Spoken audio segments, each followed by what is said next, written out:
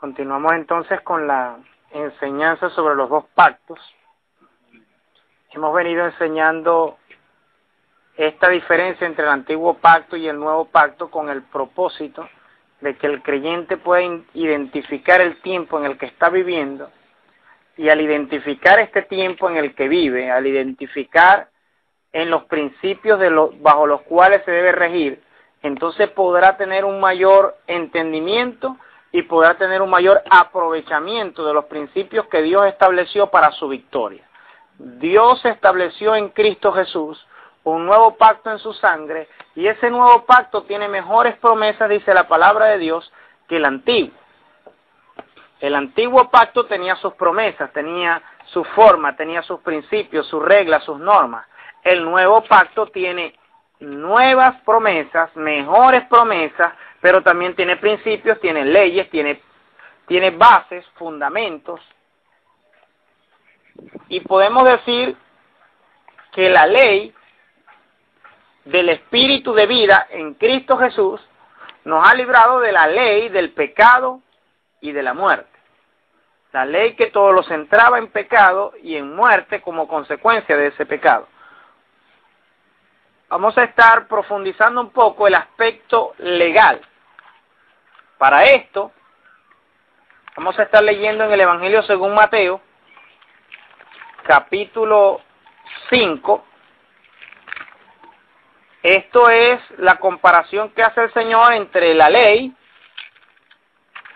que era la base legal, el aspecto legal del antiguo pacto,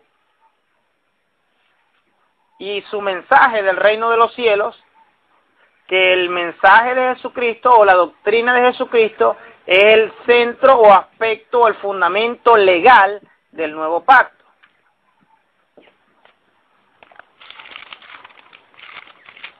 Mateo capítulo 5, desde el versículo 17 en adelante, hasta el versículo 48, Jesucristo hace una rememoración de la ley.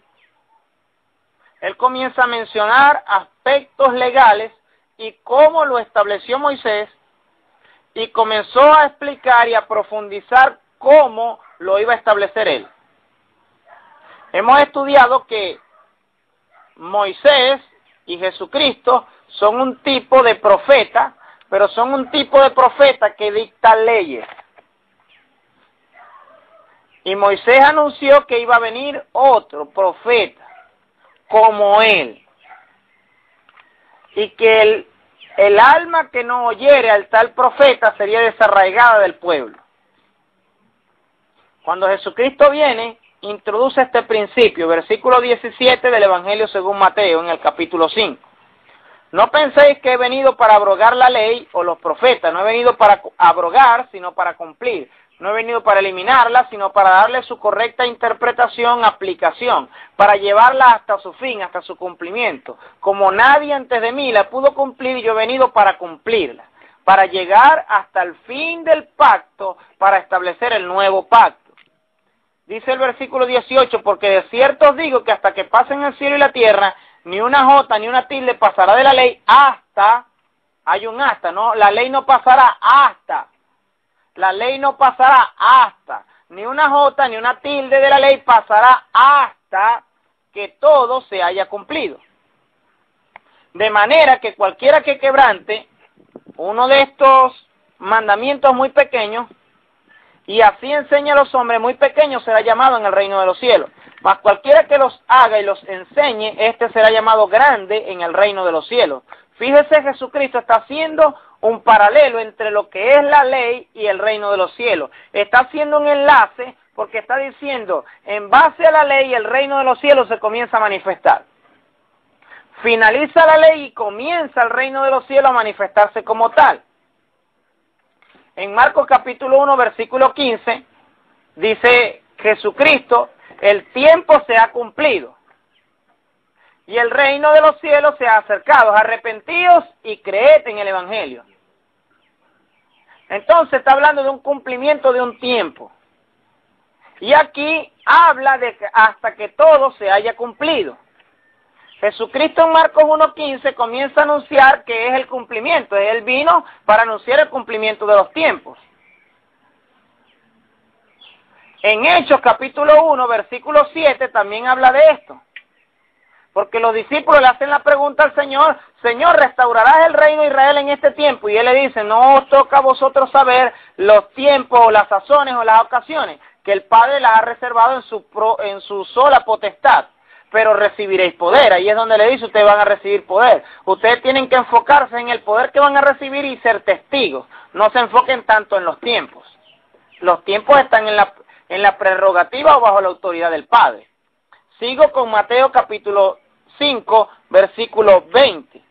Porque os digo que si vuestra justicia no fuere mayor que la de los escribas y fariseos, no entraréis en el reino de los cielos. Fíjese, los escribas y los fariseos, ¿quiénes eran? Los que precisamente estaban para enseñar la ley. Escribas y fariseos eran dos sectas del judaísmo que estaban divididas por principios doctrinales. Los escribas eran parte de los intérpretes, parte de los estudiosos de la ley, y entonces eran como un tipo de escribientes. Y los fariseos eran la secta más grande del judaísmo. De ahí vino también Pablo, o Saulo, y luego Pablo. Pero esta secta del judaísmo llegó a ser la más grande porque era la que más reconocía la manifestación sobrenatural de Dios. Porque los saduceos, que era la otra secta que le hacía como la contraparte, eran un poco más conservadores y ellos no creían en manifestación de ángeles, en manifestaciones espirituales ni nada de eso. Ellos no estaban muy seguros en cuanto a la vida después de la muerte, no tenían un entendimiento claro en cuanto a eso y entonces ellos se cerraron en ese aspecto. Pero los fariseos eran más abiertos en ese sentido, creían en la manifestación de ángeles, creían en la revelación sobrenatural de Dios y hacía una diferencia entre los escribas, entre los saduceos y los fariseos. Pero Jesucristo está diciendo: si la justicia de ustedes no es mayor que la de los escribas y los fariseos, no entraréis en el reino de los cielos. La entrada al reino de los cielos, según Juan capítulo 3, versículo 3 en adelante, es por un nuevo nacimiento, un nuevo estilo de vida. La justicia que proviene de Dios, según Romanos 10, desde el verso 1 al 4, es por la justicia que viene de Dios. La justicia que viene de Dios, no de los hombres. La justicia que no es por la ley, sino la justicia que es por la fe. Es muy importante comprender en este sentido, antes de avanzar, que Jesucristo no vino para eliminar la ley, pero sí vino para darle el cumplimiento, y cuando ya toda la ley se cumpliera, iba a comenzar a anunciar el reino de los cielos. Entonces hay un tiempo clave entre el fin de la ley y el inicio del reino de los cielos. Hay un tiempo clave allí. Porque Jesucristo todo el tiempo que vivió, lo vivió bajo la ley. Porque la ley del antiguo pacto iba a estar vigente hasta que se estableciera el nuevo pacto y la ley del nuevo pacto. Entonces Jesucristo viene y cumple la ley para que se cumpliera lo que Él mismo está explicando aquí, lo que Él mismo está exponiendo aquí, que no iba a pasar ni una jota ni una tilde, que son los principios más pequeños en cuanto a la gramática del idioma hebreo. La tilde y la jota es lo más pequeño, del griego, perdón. En el hebreo realmente no hay esos signos de puntuación. Ahora hay algo muy importante en esto, en esta enseñanza sobre los dos pactos. Hay algo que es clave que se pueda entender y revelar, que cuando Jesucristo está diciendo: si la justicia de ustedes no es mayor que la de los escribas y los fariseos, lo que está diciendo es: si la justicia de ustedes se somete solo al aspecto de la ley, entonces la justicia de ustedes no les garantiza que entren al reino de los cielos. Entrar al reino de los cielos implica un nuevo nacimiento, según lo que Él expuso en Juan capítulo 3, versículo 3 en adelante. Hay que nacer de nuevo para entrar al reino de los cielos. Entonces la justicia viene por algo espiritual, no por obra, sino por fe. la justicia que viene por la fe, por confesar a Jesucristo como Señor, por ser lavado en la sangre nueva, en la sangre de Cristo, en la sangre del pacto. Digo sangre nueva porque había una sangre que limpiaba en el antiguo pacto y hay una sangre que limpia en el nuevo. Hoy día, el Israel natural vive bajo el antiguo pacto y sigue ofreciendo los mismos sacrificios. Para ellos Cristo murió en vano, no vino, mejor dicho. El Mesías, el Salvador, el prometido, no vino según ellos. Y por causa de eso, el Israel espiritual, que es la iglesia de Jesucristo, entró en el reino de los cielos. Israel no ha entrado. No ha entrado. Ahora, el reino de los cielos es un reino espiritual. Por eso, lo que nosotros vamos a exponer ahorita parece como que si Jesucristo hubiese hecho la ley del nuevo pacto más difícil todavía de cumplir. Como si Él, al profundizarla o revelarla, estuviera diciendo, esto va a ser ahora más fuerte. Pero hay una diferencia. Los judíos tenían que cumplir la ley de Moisés al pie de la letra para poder ser salvos por la ley. Para ser justificados según la ley, no podían quebrantar ni un solo mandamiento, porque el que quebrantara uno se hacía transgresor y estaba quebrantando toda la ley por quebrantar un principio de la ley, un mandamiento de la ley. Entonces, según la Escritura, nadie se podía justificar según la ley.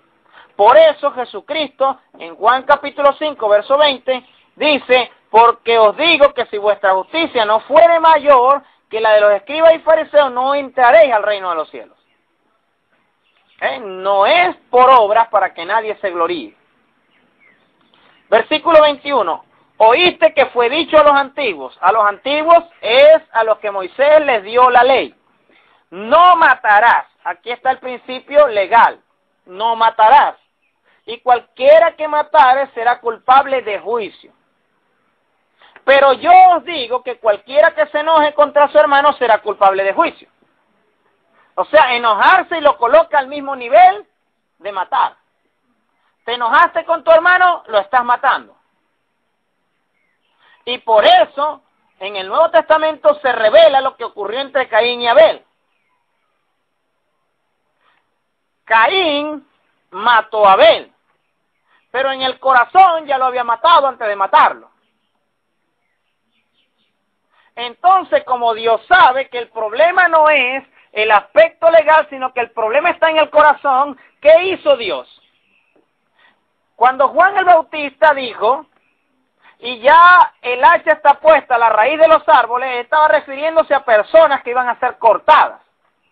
Pero Juan el Bautista también estaba diciendo, el hacha está puesta a la raíz de los árboles, también quiere decir que la raíz del pecado que está en el corazón también iba a ser cortado desde allí. El hacha está puesta a la raíz de los árboles. ¿De dónde nace el pecado realmente? Del corazón. Cuando Jesucristo dice que cualquiera que se enoje contra su hermano será culpable de juicio, está diciendo lo que después Juan recoge y dice que el que no ama a su hermano es un homicida. Y ustedes saben, dijo Juan, primera de Juan, capítulo 3, y ustedes saben que ningún homicida tiene vida eterna permanente en él. O sea, que tiene la vida eterna, puede ser salvo, puede haber recibido el reino de los cielos, puede haber entrado al reino de los cielos, pero esa vida eterna la puede perder si sigue de homicida. No es solo el hecho de tomar un arma, hacer un disparo, matar a alguien. En el corazón puede haber mucha gente muerta ya. Este se murió para mí. Un creyente no puede decir eso. Está bajo juicio ese creyente. Y está bajo juicio de muerte. Está bajo tal pecado que la salvación, si el momento de levantamiento de la iglesia o el momento de su muerte le halla en esa condición, sepa que ese creyente se perdió. No importa cuánto tiempo estuvo en la iglesia, cuánto diezmó, cuánto ofrendó, no importa cuánto oró, cuánto se consagró en las demás áreas, simple y llanamente este homicida es culpable de juicio. Porque en su corazón no perdonó. Y vamos al principio del perdón, Jesucristo dice que el que no perdona, Dios tampoco lo puede perdonar.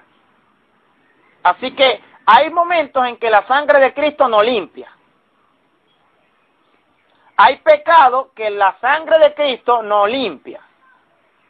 ¿Cuál?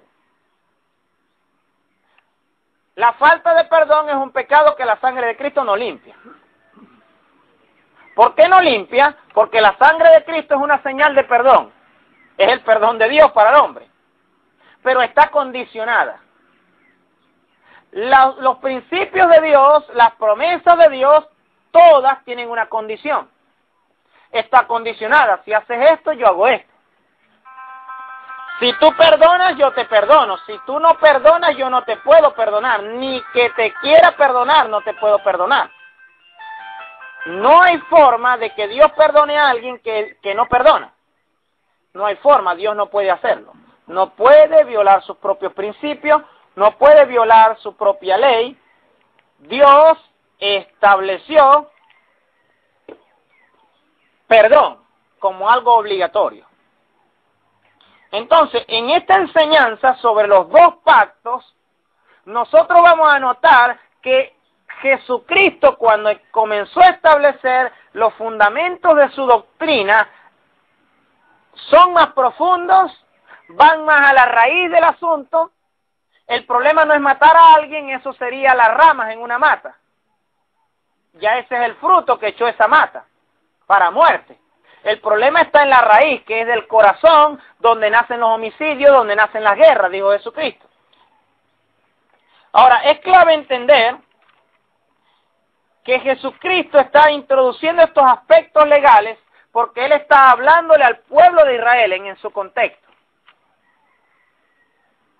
Y entonces Él tenía que enseñarle, yo no vengo a eliminar la ley, yo vengo con el mismo espíritu, yo vengo en el mismo espíritu que impulsó a Moisés, que inspiró a Moisés para poder registrar todo aquello. Ese mismo espíritu me impulsa a mí para hacer lo que yo estoy haciendo. Vengo en el mismo espíritu, esto es una continuación.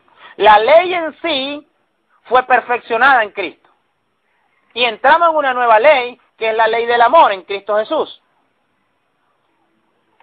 Ahora es muy importante entender esto. Estamos en el versículo 22, Mateo capítulo 5. Pero yo os digo que cualquiera que se enoje contra su hermano será culpable de juicio.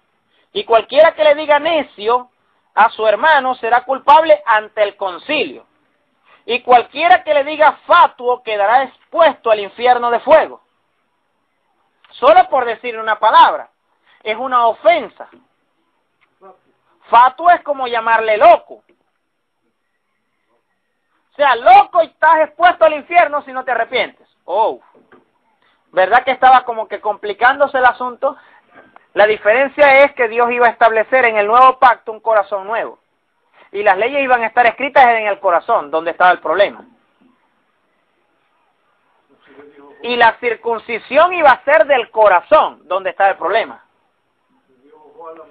El cuerpo pecaminoso carnal iba a ser cortado, donde estaba el problema. Dios colocó el hacha, la palabra, que penetra tu espíritu, tu alma, tu cuerpo, tus huesos, a la raíz del problema, porque de otra forma no podía haber salvación para el hombre, porque los designios de su mente, de su pensamiento, eran de continuo el mal. Ahora, Jesús está haciendo un paralelo entre la ley y los principios del nuevo pacto. Y está tomando como base, como fundamento, lo que fue dicho para ahora decir algo nuevo, traer una revelación o introducir el principio de la ley del nuevo pacto como fundamento de su doctrina. Por tanto, dice, por esto, de no decirle necio ni decirle fatuo, por esto de que va a haber juicio, por esto de que hay infierno para que el que haga esto, por esto, por tanto, si traes tu ofrenda al altar y allí te acuerdas que tu hermano tiene algo contra ti, no dice que tú tienes algo en contra de tu hermano, si tu hermano tiene algo contra ti, de repente tú te acercas a un hermano y tú lo ves que ya no te saluda igual, ese hermano tiene algo contra ti. Tú no sabes qué es, pero él tiene algo contra ti. Algo le hiciste, algo vio, algo notó, pero está ofendido contigo. Tiene algo contra ti. Si tú traes tu ofrenda al altar y allí te acuerdas que tu hermano tiene algo contra ti, deja allí tu ofrenda delante del altar, no te la lleves porque la vas a invertir en lo que no es lo que Dios puso en tu corazón. Déjala delante del altar y anda. No la puedes presentar, la colocas delante del altar, no en el altar, delante del altar. Y anda, reconcíliate primero con tu hermano. Primero implica prioridad. La prioridad para Dios no es tu ofrenda. La prioridad para Dios es que tú tengas relaciones sanas con tus hermanos. Reconcíliate primero con tu hermano, entonces ven luego y presenta tu ofrenda. Versículo 25. Ponte de acuerdo con tu adversario pronto. Pronto. Pronto. No sea que tu adversario te entregue al juez. Padre, ¿no veis a mi hermano haciendo esto? El juez del universo. No sea que tu adversario te entregue al juez. Papá me ofendió y no se arrepiente el sinvergüenza. Ni cuenta se dio que me ofendió. No sea que el adversario te entregue al juez y el juez al alguacil y seas echado en la cárcel.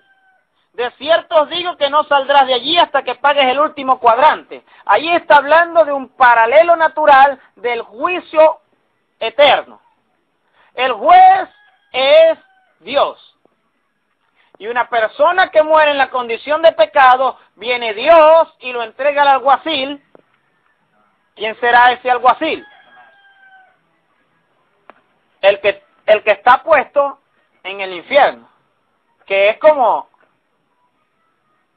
el retén. Como el retén porque no es la cárcel. La cárcel será el lago de fuego, Apocalipsis capítulo 20, 21. Esa es la cárcel. El retén va a estar en la cárcel.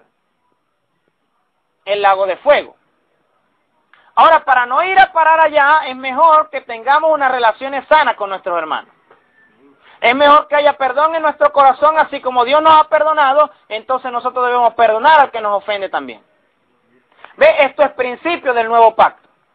Sin el poder de Dios, sin el Espíritu de Dios, sin la transformación de Dios, sin la circuncisión espiritual, sin la nueva naturaleza de Dios en nuestras vidas, sin haber nacido de nuevo, sin tener el Espíritu Santo, sin la ley de Dios estar en nuestro espíritu marcada, sin Dios haber cambiado el corazón de piedra y colocado un corazón de carne sensible, sería imposible guardar esta ley. Si era imposible la otra, esta sería más difícil. Pero como hay una transformación, hay un cambio, hay algo que hace el Espíritu Santo, entonces es más fácil cumplir esta ley. Usted ve, cada vez que usted quebranta la ley de Dios, el Espíritu Santo comienza su función de llevarlo a restaurar ese principio. De ir, de hablar con la persona, y aunque en este principio Jesucristo no menciona que el Espíritu Santo es el que te va a recordar que tu hermano tiene algo contra ti, déjame decirte que esa es parte de su función. Él te va a recordar todo lo que Jesucristo dijo. Avanzamos. Versículo 27, Mateo capítulo 5, versículo 27. Lea conmigo. Oíste que fue dicho, no cometerás adulterio. Jesús está profundizando la ley. Tomó el principio legal y dijo, ya va, esto no es suficiente. Oíste que fue dicho, no cometerás adulterio, pero yo os digo que cualquiera que mire a una mujer para codiciarla, ya adulteró con ella en su corazón. ¿Dónde está el problema? En el corazón. Mirar a una mujer para codiciarla o querer tenerla, que es lo que quiere decir codiciar, ya es adulterio. No necesita quitarle la ropa y hacer todo lo demás para adulterar. ¿Ve? Entonces, con solo mirarla y tener aquellos malos pensamientos, aquella mala intención en el corazón, ya adulteró con ella en su corazón. A ver, no dice fornicó, adulteró. Es diferente. Adulteró, porque no es su mujer. Puede ser la de su prójimo, puede ser una mujer soltera, puede ser cualquier mujer, pero si la miró, la codició, la quiso tener, adulteró con ella en su corazón. Lo mismo para la mujer, cualquier mujer que miró a un hombre para codiciarlo o querer tenerlo, ya adulteró con él en su corazón. Entonces usted le dice a alguien que no es cristiano esto y dice, wow, estoy muerto. Y usted le dice esto a algunos cristianos y dice, wow, también estoy muerto. Hay gente que transmite una idea de pensamiento de que no, tú puedes admirar la belleza de la creación de Dios. Bueno, puedes hacerlo, pero de allí a adulterar está a solo un paso. Solo falta que haya la intención, el deseo de querer tener a aquella persona. Jesucristo continúa. Por tanto, si tu ojo derecho te es ocasión de caer, sácalo y échalo de ti. Ah, hermano, me tengo que sacar los ojos, literalmente. No. No, porque entonces tendrías que sacarte los dos y no solo el derecho, porque el derecho no es el que peca y el izquierdo el sano. El ojo derecho no es el pecador y el izquierdo el santo. No. Por eso Jesucristo dijo uno solo. Si hubiese dicho los dos hermanos, ahorita hubiese una buena cantidad de ciegos por allí. Ya hay algunos por ignorancia. Por tanto, si tu ojo derecho te es ocasión de caer, sácalo y échalo de ti. Pues mejor te es que se pierda uno de tus miembros y no que todo tu cuerpo sea echado al infierno. O sea que por este tipo de adulterio, ¿dónde va a parar la gente? Al infierno. Por este tipo de adulterio espiritual. De ver y codiciar. Lo quiero para mí. La quiero para mí. Dice, y si tu mano derecha te es ocasión de caer, córtala y échala de ti, pues mejor te es que se pierda uno de tus miembros y no que todo tu cuerpo sea echado al infierno. Mejor dicho, antes de ver, sácate el ojo. Y antes de tocar, córtate la mano. Esto no es en el sentido literal, es una paráfrasis. Él está tratando de dar a entender que no mires. Antes que vaya a nacer en ti la codicia, no mires. ¿Recuerdan aquel rey que en el tiempo de la guerra, en vez de ir a la guerra, se quedó en palacio, estaba en su segundo piso de palacio y mirando por el patio? Imagino, en aquel tiempo sería un baño como los que hoy hay que no le colocan techo. No estaba en el río, una quebra. Ahora, había una mujer allí y ella se estaba bañando. Y este rey la miró. Ya ahí el pecado para este tiempo se había consumado. La quiso tener. Claro, en aquel entonces hizo todo un proceso para llegar a tenerla. ¿Y qué no le costó lágrimas ese pecado a ese rey? Sabemos que estamos hablando de David. Ahora, esta mujer después pasó a ser su esposa, porque mató por causa de ella. Fíjese hasta dónde el pecado que se activa en el corazón por mirar, miró y quizá al principio nada, pero después se quedó mirando. Y ya comenzó a desearla, quiso tenerla. No le importó que era casada. No le importó que él tenía muchas. Era el rey. Tenía mujeres y tenía concubinas. Podía, lo que vio y se sintió estimulado, pudo ir y satisfacerse con quien le era legal hacerlo. Pero no. Ahí nació, se sembró una semilla, creció un árbol y produjo un fruto. Y ese fruto fue doble. Ya no después solo adulteró, sino que mató. Ya no solo fornicó, sino que mató. Entonces eso nació en su corazón, así como en Satanás nació en su corazón todo lo que él es hoy. Y ha crecido ese árbol y ha echado varios frutos, ahora son muchos. Ahora, este ser conoce ese principio, por eso te tienta. La tentación nunca viene de Dios, viene siempre de Satanás. Estamos a unos días de entrar a una fecha que en el mundo se celebra como el Día del Amor y la Amistad. es una fecha satánica. Es una fecha de inducción demoníaca. Es una fecha donde un espíritu inmundo es desatado y desenfrenado por la invocación del hombre. Supuestamente están invocando el amor, pero no es el ágape. Están invocando a Epitunia, que es un fuerte deseo sexual. Están invocando a Eros, que es el amor romántico. Eso es lo que están invocando para estos días, el mundo. Y hay momentos donde la iglesia, por su ignorancia, camina en el mismo desenfreno. Y hay lugares donde hasta las congregaciones la adornan con corazoncitos ese día. No saben que es una invocación satánica a un espíritu que lo que va es a inducir hacia este tipo de cosas, como el mismo espíritu que indujo a David a mirar a aquella mujer casada, es el mismo espíritu de Cupido que flecha hombres con hombres, mujeres con mujeres, hombres con mujeres casadas. O sea, él no le importa la legalidad. Simple y llanamente se entiende desde la mitología griega como un espíritu travieso, como un niño travieso, que flecha a una persona con otra.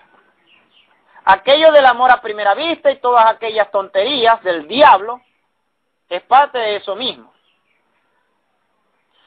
Vamos a avanzar porque no es el tema de hoy, pero es importante que esto se entienda. Cuando Jesucristo dice, sácate el ojo, córtate la mano, no está diciendo literalmente córtatela o sácatelo. Está diciendo no mires, porque de mirar o de tocar, hay de repente unos que son muy graciosos, que saben que son muy espirituales, y entonces de repente su trato hacia las chicas o el trato de las chicas hacia los chicos es muy especial, y de repente comienza con unas caricias supuestamente inocentes, de repente le acaricia el pelo o la cara y simple y llanamente es amistad supuestamente y es inocencia, pero mejor córtesela, mejor no la toque, porque sensaciones se van a despertar, mejor no la mire. Usted va a comenzar a mirar, oye, ¿está bien la hermana? No, no está bien. Usted haga como Adán. Usted acuéstese a dormir y deje que Dios se la presente. Cuando Dios se la presente, cásese con ella y después, bueno, ya todo está bajo el principio legal de Dios. Mateo, capítulo 5, versículo 31 dice, también fue dicho, esto también es un aspecto legal, cualquiera que repudie a su mujer, dele carta de divorcio. Pero yo os digo que cualquiera que repudie a su mujer, a no ser por la única excepción, a no ser por causa de fornicación, hace que ella adultere, y el que se casa con la repudiada comete adulterio. Hay un solo principio legal por el cual un matrimonio se puede disolver. Uno solo, por causa de fornicación. La fornicación de uno quebranta el pacto y le da libertad al otro de decidir si perdona, que en el pacto en Cristo debería perdonar hasta eso, decidir si perdona o decidir si no puede soportar y sobrellevar aquello y dar una carta de divorcio. Pero en la antigüedad aquellos se relajaron hasta el punto que daban carta de divorcio por cualquier cosa. Entonces, aunque legalmente había una carta de divorcio, espiritualmente seguían unidos, seguían atados al pacto, y entonces adulteraba contra el marido la mujer, aunque tuviera una carta de divorcio. Usted ve, hoy en día ha habido un libertinaje en ese sentido. Gente que de repente se divorcia hoy, se casa mañana, se vuelve a divorciar, se vuelve a casar, y tiene 3, 4 parejas, y supuestamente está en Cristo y supuestamente se va a salvar, porque no le han enseñado la verdad que le haga libre, porque no le han confrontado con una realidad que va a hacer que se pierda por la eternidad. No importa cuánto diezmen, cuánto ofrende, cuánto tiempo pase en la iglesia, cuánto ore, cuánto ayune, Dios no va a violar su ley. Dios no va a violar la ley de Cristo. Es importante que nosotros estemos claros en todo esto. Además habéis oído que fue dicho a los antiguos, no perjurarás, sino que cumplirás al Señor tus juramentos. Perjurar era jurar en vano o en falso. Era comprometerse y no cumplir. Eso era perjurar. Pero yo os digo, no juréis en ninguna manera. No juréis. Ni por el cielo, porque es el trono de Dios. Ni por la tierra, porque es el estrado de sus pies. Ni por Jerusalén, porque es la ciudad del gran rey. No jures. En Maracaibo es muy normal, en Venezuela es muy normal, en Colombia es muy normal, te lo juro por mi madre. Cuando ya la gente no se le haya que decir, porque ya no creen en tu palabra, porque ya tu palabra vale menos que un billete de 15, que es falso, en nuestra moneda no hay billetes de 15. Entonces la gente ve tu palabra como falsa, o la palabra de alguien como falsa, y entonces no cree su palabra. Entonces allí es donde vienen los juramentos. Jurar como decir, esto es verdad, para que me creen. Te lo juro por mis hijos que se mueran, dice la gente. Así lo dicen. Te lo juro por lo más sagrado, por los huesos de no sé quién. Así dice la gente. Pero cuando dicen eso, lo están diciendo en serio como para comprometer más seriamente su palabra y decir, es verdad lo que yo estoy diciendo. Pero Jesucristo dice que no jures por nada. Ni por tu cabeza, versículo 36, ni por tu cabeza jurarás, porque no puedes hacer blanco o negro un solo cabello. Pero sea vuestro hablar, sí, sí es sí. O no, si es no, porque lo que es más de esto, de mal procede. O sea, tiene un origen maligno. Hay gente que dice, hermano, usted vino para tal cosa. Ay, hermano, no, pero... Y entonces, lo que es más del no, de mal procede. Es la misma justificación que trajo Adán en el huerto. Hermano, ¿hizo esto? No. ¿Lo hizo? Sí. Que tu sí sea sí, que tu no sea no, porque eso le va a dar firmeza a tu palabra. Cuando la gente te oiga decir esto es así, entonces la gente va a creer lo que tú estás diciendo. Y vamos a ir finalizando para dar un ejemplo con este pasaje desde el versículo 38 en adelante, Mateo capítulo 5. Estamos en el capítulo 5 analizando el aspecto legal o el fundamento legal del nuevo pacto en Cristo, que es la doctrina de Jesucristo. Y estamos hablando que es un enlace entre los principios de la ley y el principio del reino del cielo. Oíste que fue dicho ojo por ojo y diente por diente. Pero yo os digo, no resistáis al que es malo. La ley decía, al que te saque un ojo, sácale un ojo. Al que te vuele un diente, vuélale un diente. Pero yo os digo, no resistáis al que es malo. Antes, o esta palabra antes lo que quiere decir, en vez de esto, a cualquiera que te hiera en la mejilla derecha, vuélvele también la otra. Hay gente que no le agrada este principio, pero Jesucristo nos dio el ejemplo. No le agrada. Dice, yo no soy de los cristianos bobos. Lo dicen. Yo no soy de los cristianos que se dejan. Si a mí me dicen 2, yo digo 4. Bueno, está fuera de los principios del reino de los cielos. Estás caminando en tu voluntad, caminando en la carne, en lo natural. Estás caminando sin matar al viejo hombre. Dice, y al que quiera ponerte a pleito y quitarte la túnica, déjale también la capa. No resistas al que es malo. Y a cualquiera que te obligue a llevar carga por 1 milla, ve con él 2. Muéstrale de quién eres hijo. El que es malo tiene un padre que es malo. ¿Quién es su padre? Como Jesucristo le dijo a algunos de sus discípulos, fariseos, de sus discípulos que venían del judaísmo, le dijo, ustedes son de su padre el diablo. Ah, pero la diferencia entre el hijo del diablo y el hijo de Dios es que el hijo de Dios es obediente a Dios. El hijo del diablo es obediente al diablo. Entonces, al que me dice dos, yo le digo cuatro, son un principio del diablo, no de Dios. Son los principios y las bases en lo que un hijo del diablo va a hablar. No un hijo de Dios va a hablar así. A mí el que me pega, le pego. Yo no me voy a dejar echar broma de nadie, así hablan algunos creyentes. Pero déjeme decirle que están hablando como el diablo hablaría, como su padre. Ahora escuche bien esto. Dice, a cualquiera que te obligue a llevar carga por una milla, ve con el 2. ¿Recuerdan aquel hombre que fue obligado a llevar la cruz de Jesucristo? ¿Sí recuerdan eso? Simón de Cirene. Este hombre estaba cumpliendo una ley. Era ley de los romanos. Podían tomar a un judío porque habían subyugado a su pueblo y darle la carga por una milla. Esa era la ley, no podían ir más allá. La ley era una milla. No podían obligarlo más.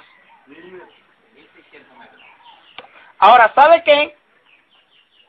Que Jesucristo está diciendo al que te obligue a llevar carga por una milla, ve con el 2. La primera lo vas a hacer por la ley, para cumplir esa ley, para cumplir esa obligación. La segunda lo vas a hacer por mi ley, para mostrarle de quién eres hijo. Para mostrarle a quién lleva por dentro. Para hablarle de este reino.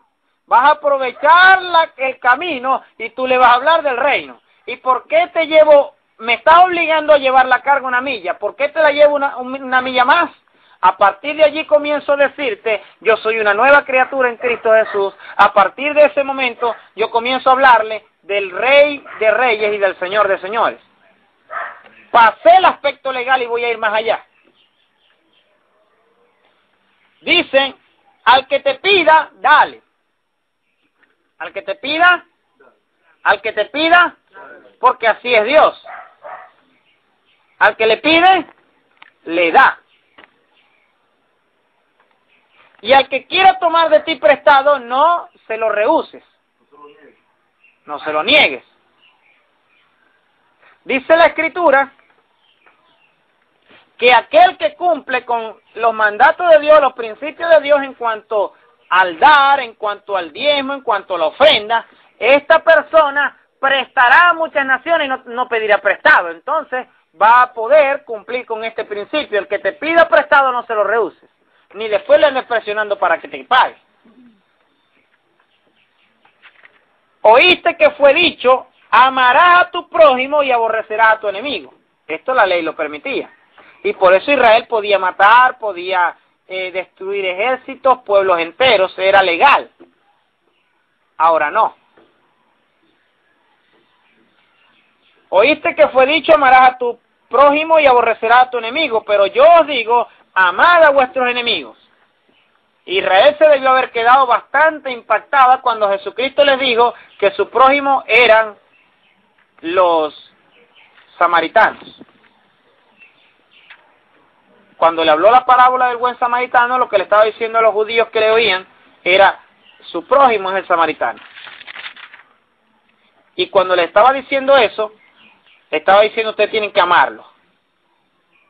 Fue algo fuerte. Y cuando fue a Samaria, les transmitió el mismo mensaje. Y quitó la división entre esos dos pueblos, que anteriormente habían sido un solo pueblo, pero por el pecado de los samaritanos, los judíos los desecharon. Pero Jesucristo los perdonó. Ahora, escuche bien. Pero yo os digo, fíjese, Moisés dijo, pero yo digo. La ley de Moisés dice, pero mi ley dice. Pero yo os digo, amad a vuestros enemigos. ¡Wow! Hermoso esto. Le duele a la carne, pero en el espíritu, hermano, cae de una bendición tremenda. Amad a vuestros enemigos. Bendecid a los que os maldicen. Haced bien a los que os aborrecen. Orad por los que os ultrajan y os persiguen. Ora por ellos, bendícelos de parte de Dios. Muéstrale de quién eres hijos. Para que seáis hijos de vuestro Padre que está en los cielos. Para ser hijo del Padre hay que amar al enemigo. Para ser hijo del Padre hay que bendecir al que te maldice. Para ser hijo del Padre hay que hacer bien al que te aborrece. Para ser hijo del Padre hay que orar por los que te ultrajan y te persiguen. Para que sea hijo de vuestro Padre que está en los cielos, que hace salir su sol sobre malos y buenos. Él es bueno hasta con los malos, porque Él es bueno. Su naturaleza es ser bueno, jamás puede ser malo. Ve, si usted es malo con los malos, entonces usted no es hijo del Padre Celestial, porque Él es bueno hasta con los malos.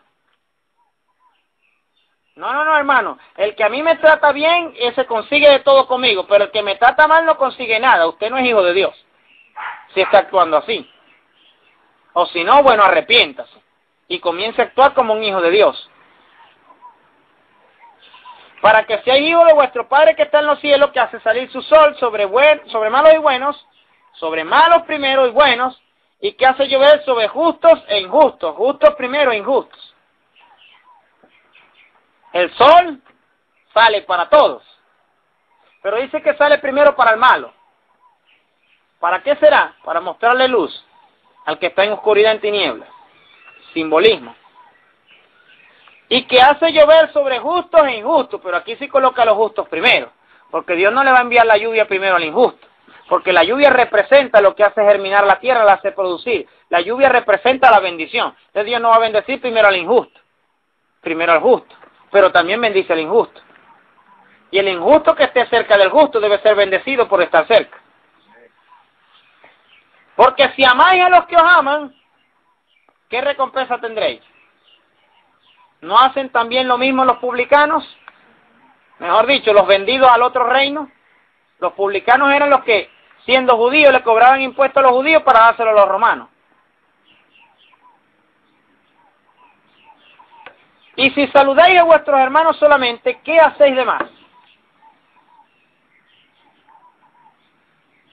¿No hacen también así los gentiles? Vean, la gente que no conoce a Dios. Sed pues vosotros, ¿qué dice allí? Sed pues vosotros perfectos. Diga conmigo, perfecto. Otra vez, perfecto. Yo debo ser perfecto, porque Dios me hizo perfecto. Y para ser hijo de un Dios perfecto, tengo que ser perfecto. No me puedo permitir otro nivel, sino la perfección. Yo voy caminando de la perfección espiritual que Dios hizo en mí a la perfección en mi mente, en mi alma y en mi cuerpo. La perfección total en Cristo Jesús. Sed pues vosotros perfectos como vuestro Padre que está en los cielos es perfecto. Quiero tomar solo un ejemplo hoy, por razones del tiempo, de la diferencia entre los aspectos legales, la ley, y el reino de Dios en Jesucristo. Marcos capítulo 1, versículo 40, nos habla de un ejemplo poderoso. Marcos 1:40. Dice la palabra del Señor que vino a él, a Jesucristo, un leproso, rogándole, e hincada la rodilla le dijo, si quieres, puedes limpiarme. Y Jesús, teniendo misericordia de él, escuche, misericordia, extendió la mano y le tocó. ¿Puede repetir esa palabra conmigo? Le tocó. Una vez más, le tocó. Y le dijo, quiero, sé limpio. Y así que él hubo hablado, al instante la lepra se fue de aquel y quedó limpio. Entonces le encargó rigurosamente. Diga conmigo, rigurosamente. Le impuso, le obligó. Escuche bien esto. Y le despidió luego y le dijo, mira, no digas a nadie nada. ¿Sabe por qué le dijo no le digas a nadie nada? Aquí vamos a ir a tomar este ejemplo. Si no ve y muéstrate al sacerdote y ofrece por tu purificación lo que Moisés mandó, para testimonio a ellos. ¿A ellos quiénes? A los sacerdotes. Pero oído él, comenzó a publicarlo mucho y a divulgar el hecho, desobedeció. De manera que ya Jesús no podía entrar abiertamente en la ciudad. Le limitó el acceso. Una desobediencia. Él creyó que iba a hacer algo bueno con anunciar, publicar aquel testimonio. Estaba agradecido, quería testificar. Sino que se quedaba fuera en los lugares desiertos. Jesús tuvo que quedar fuera por un testimonio en los lugares desiertos. Y venían a él de todas partes. Ya él no pudo entrar más a la ciudad, sino que la gente de la ciudad y de todas partes tenía que acercarse donde Jesús estaba. Ahora, vamos a ver cuál es este ejemplo que queremos resaltar. Un leproso, según la ley, solo se podía presentar delante del sacerdote para que evaluara, ya después que estaba limpio. Porque si no, entonces el sacerdote lo único que iba a decir, sigues inmundo. Y estaba en una condición de inmundicia, según Levítico capítulo 13 y 14, que no podía ser tocado. Tenía que estar aislado, tenía que vivir solo, estaba contaminado, estaba inmundo, estaba sucio, cochino. Y el que lo tocara, o tocara sus ropas, o tocara sus vestidos, o tocara las cosas que usaba, quedaba sucio también, y tenía que purificarse. Ahora, Jesucristo lo tocó, y le dijo, no se lo digas a nadie.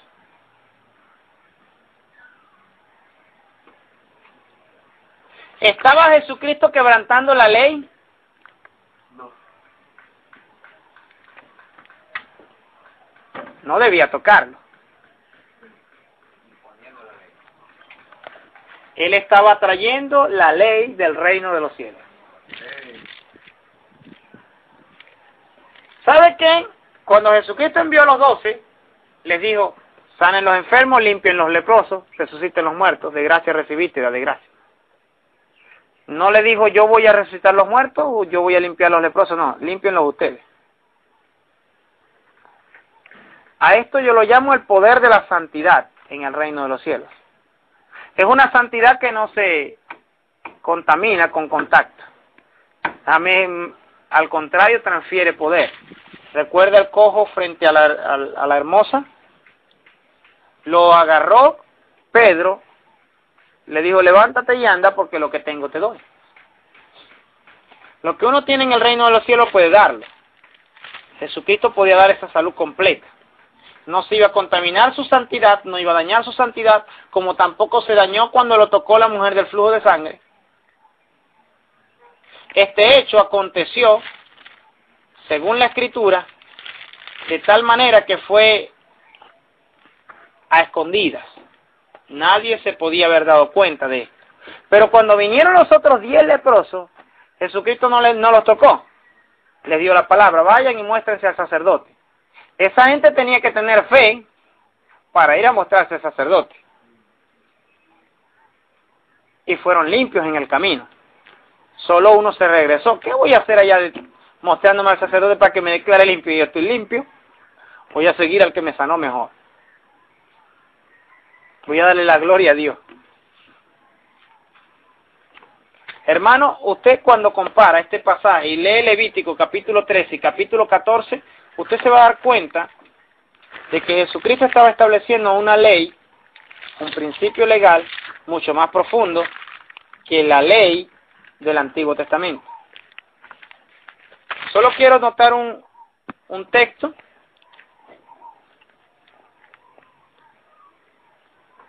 Levítico capítulo 13, versículo 45 dice: y el leproso, en quien hubiere llaga, llevará vestidos rasgados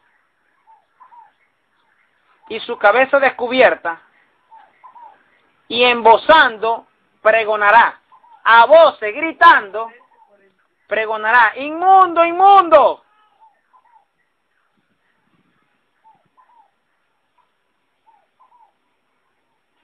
Todo el tiempo que la llaga estuviera en él será inmundo, estará impuro y habitará solo.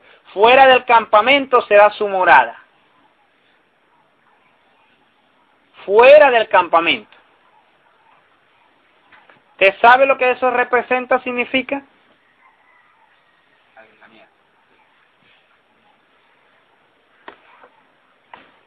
Y el leproso en quien hubiere llaga llevará sus vestidos rasgados, humillación. O vea usted si su ropa tiene un roto, a ver qué es lo que usted siente. Pena, le da vergüenza. Si tiene una arruga y ya usted siente incómodo, imagínese, si está un poquito sucio y usted dice, uy, ya da pena. Imagínese rota, rasgada y rota. Y su cabeza descubierta.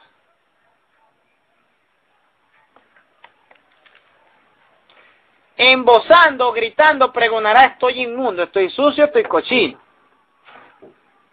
¡Qué humillación! Ahora, esa humillación era consecuencia de su pecado. Porque, según la Escritura, la lepra iba a venir sobre una persona en pecado. Si no, recuerde a María, hablando de un leproso. María, la hermana de Aarón y de Moisés, que comenzó a hablar pistoladas de Moisés y quedó leprosa. Comenzó a decir: yo también soy profeta. Que cierto lo era. Pero comenzó a desafiar la autoridad de Dios y quedó leprosa. Y tuvieron que colocarla fuera del campamento, aislarla. Era una humillación, era una vergüenza para que todos vieran y temieran. Era una consecuencia del pecado, la lepra. No venía de parte de Dios, pero era un permiso que el enemigo iba a tener. Legal, un derecho legal. Todo el tiempo que la llaga estuviera en él será inmundo, estará impuro y habitará solo. Fuera del campamento será su morada. Ni siquiera podía estar en la ciudad, ni en el pueblo, ni siquiera. Menos ir al templo, menos la presencia de Dios.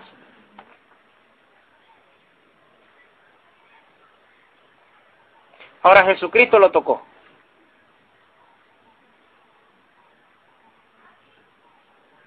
¿Es la diferencia?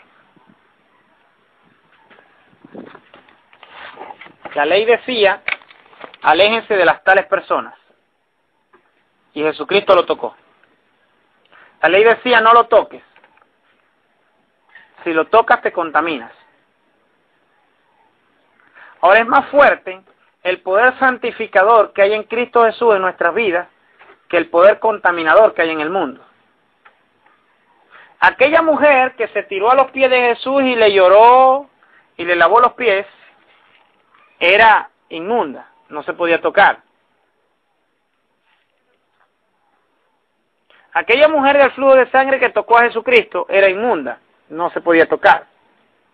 Se contaminaba la persona que lo tocara. Pero Jesucristo santifica lo que toca.